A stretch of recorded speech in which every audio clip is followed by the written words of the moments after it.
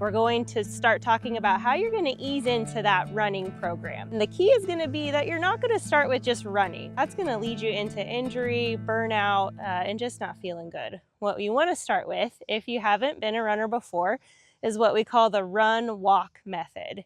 And that can hurt your pride. It can hurt your pride to have to walk a little bit, but I promise you, you're going to gain so much more by starting this way. So a good starting place would be to run for about 30 seconds at a time, and then walk for about 90 seconds. Continue that for around 20 minutes or so. The key to this is that when you're running, you should feel what we call conversational pace, meaning that you could still keep a conversation going the whole time that you're running. You may have heard of zone 2 running. It is based on heart rate. That can get complicated, so an easy way to gauge that by staying in zone 2, can I keep a conversation as I'm going? It could be really intuitive and natural to feel like you want to go really hard. You think, I really want to gain, I really want to get better, I'm going to run this as hard as I can. We actually don't see as many gains if you do it that way. We want you to stay more at that conversational pace. Take those walk breaks, and you're actually going to gain more in the long run. Your body starts to build more mitochondria that way,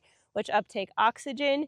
You build endurance muscle type fibers when you go at this slower pace. So if it feels too easy, good. That's where we want you to be, especially as you're starting out here. As your runs progress, we want about 70% to 80% of your runs to be at that easy pace.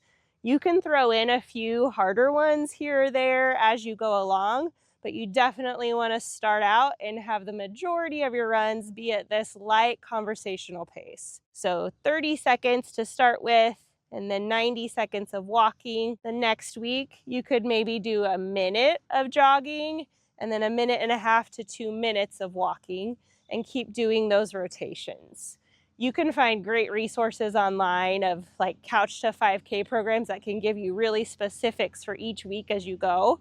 But that's a great way to try to track your progress. A common question that we get from runners is, does it matter if I run in the morning? Does it matter if I go in the evening? And the answer is, it doesn't matter. However you feel like you can fit it best into your schedule and be consistent is all that matters. There's no benefits to trying morning versus evening. You're not going to get better if you get up at 3 a.m. and do your run versus if you do it at 8 o'clock at night. We don't recommend you going for a run within 30 minutes of bedtime, or it can be hard to sleep. But other than that, timing of the day doesn't matter. If you've got questions along the way, you can call the rehab department, and we're happy to talk through things on the phone.